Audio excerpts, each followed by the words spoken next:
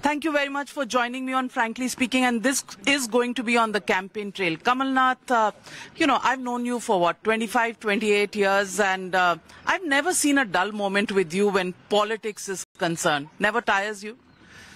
Well, it is tiring, but then you go to whom? It is the pursuit of fulfillment. और मैं तो अब यहाँ सालों से रह रहा हूँ, मैंने पूरी जिंदगी मध्य प्रदेश की राजनीति में नहीं पर मध्य प्रदेश में काटी है, और हर जिले में मेरा संपर्क है, हर जिले का मैं दौरा करता हूँ। आज आप भी चल रही हैं, मैं 2 जिलों में जा रहा हूँ।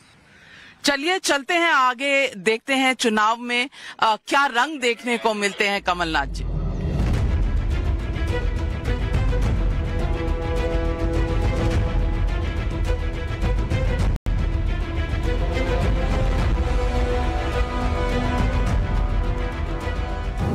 कमलनाथ जी, हम भोपाल से निकलकर मंदसौर की तरफ जा रहे हैं। मंदसौर और नीमच आज आपके एजेंडा पर है। ये दोनों जगह जो हैं यहाँ पर बीजेपी के स्ट्रॉन्ग होल्ड माने जाते हैं, लेकिन आप जा रहे हैं, कुछ मिलेगा नहीं मिलेगा, कभी ये ख्याल दिमाग में आता है? मेरा प्रयास है कि जो हमसे सबसे कमजोर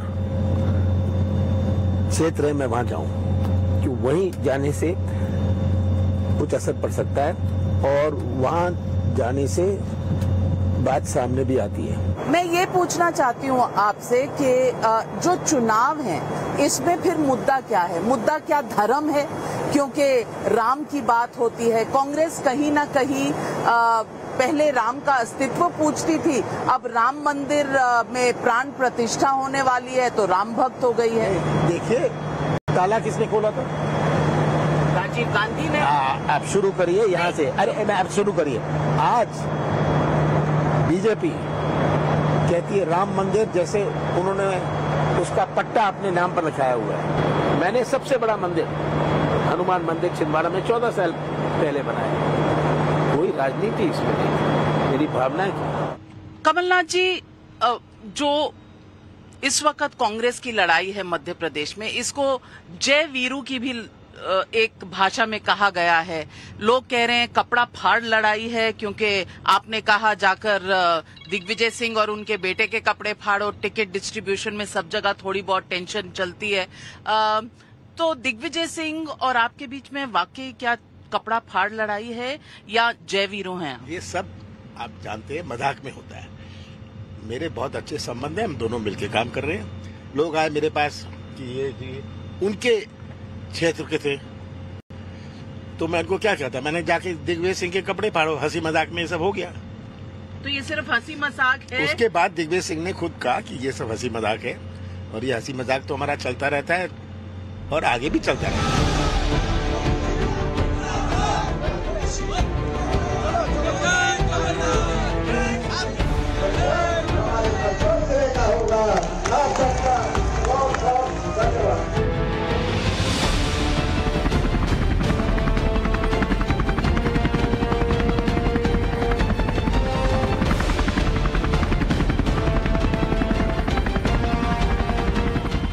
जनगणना की बात आपने अपने मैनिफेस्टो, अपने वचन पत्र में की है, और कांग्रेस ने कुछ पिछले समय से कास्ट सेंसस की भी बात की है।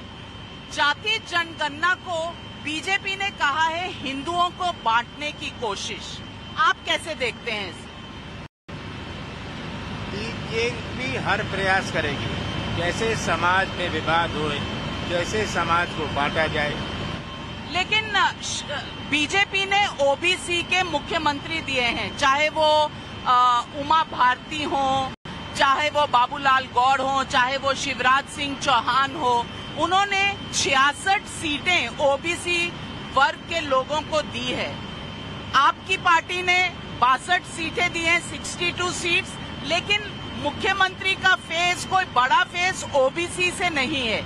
इससे क्या कांग्रेस को कोई डिसएडवांटेज है? बिल्कुल नहीं। सब जानते हैं कि 27% आरक्षण कमलनाथ ने दिया था, इसका मैं कानून लाया था। ये हर ओबीसी व्यक्ति जानता है, मुझे समझाने की जरूरत नहीं। हमने कहा है हम जातिगत जनगणना कराएंगे, कास्ट सेंसस कराएंगे। जातिगत मतगणना ये होगा, सब बात साफ आ जाएगी कितनी पिछड़ी जाति के हैं। ये ओबीसी कॉन्सेप्ट हम नहीं लाए, ये तो चल रहा है समय से। जो पिछड़ी जातियां हैं उनको आवश्यक रूप से प्राथमिकता मिलनी चाहिए।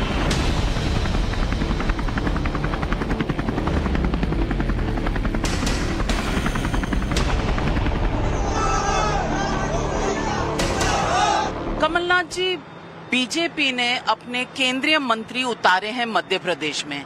इस रणनीति का कांग्रेस को खामियाजा हो सकता है, क्योंकि लोगों का कहना है कि जहां से ये केंद्रीय मंत्री लड़ेंगे सिर्फ अपनी सीट नहीं लेकिन आसपास के इलाके में भी उनका असर होगा। क्या कांग्रेस पार्टी ने इसका अनुमान लगाया है कि उन्हें कितना नुकसान होगा? पहले तो ये सब मंत्री अपनी सीट जीत लें, और क्या मजबूरी थी बीजेपी को? इसका मतलब वो सोचते थे कि उनकी अपनी हालत इन क्षेत्रों में नाजुक है, इसीलिए तो इनको लगाया। ये बेरोजगार तो थे नहीं, ये तो मंत्री थे, सांसद थे, तो इनको यहाँ भेजना, मैं सोचता हूँ ये बीजेपी की परेशानी और इनकी डेस्परेटनेस का एक सिंबल है। कमलनाथ जी, एक राष्ट्रीय लेवल पर अलायंस बनी है, इंडिया अलायंस। अब इस अलायंस में समाजवादी पार्टी, जेडीयू, आम आदमी पार्टी, तमाम पार्टियां शामिल हैं, लेकिन मध्य प्रदेश में 92 ऐसी सीट्स हैं जहां ये आपके साथ मुकाबले में है। तो क्या इस अलायंस का कोई अर्थ है? ये अलायंस केंद्र लेवल पर है, हमने भी उनसे चर्चा करी थी। प्रश्न सीटों का नहीं था, प्रश्न था कौन सी सीटें। जो सीटें वो चाह रहे थे वहाँ ऐसी परिस्थिति, या तो हमारा जाति समीकरण खराब हो जाता या बीजेपी जीत जाती।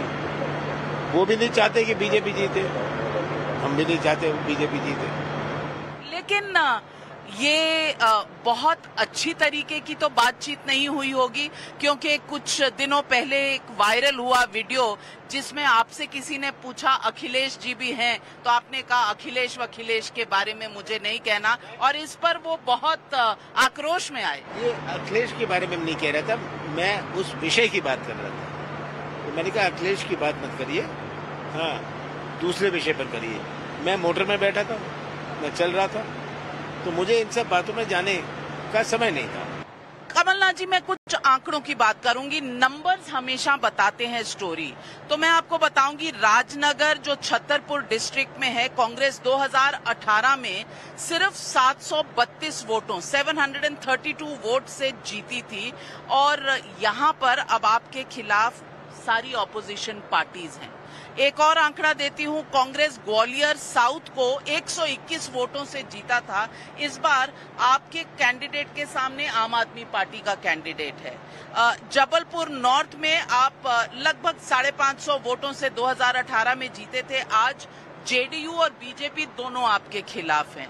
मैं पूछना चाहती हूं, क्या इन सीटों पर जहां नैरो विक्ट्रीज हैं, तिकोना जो चुनाव होता है वो क्या बीजेपी को फायदा देगा?